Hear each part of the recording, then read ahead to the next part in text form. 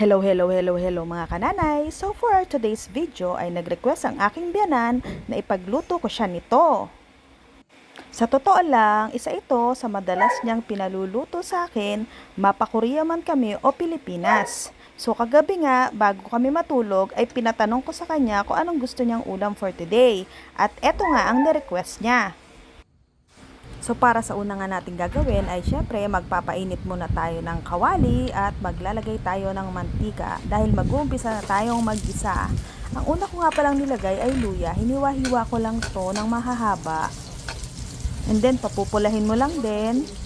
At pag pumula na, isusunod naman natin itong mga sibuyas.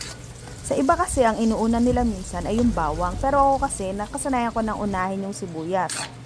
Eka nga, kung sino ang magluluto, siya ang masusunod. Kaya ayan, sinunod na natin ang bawang at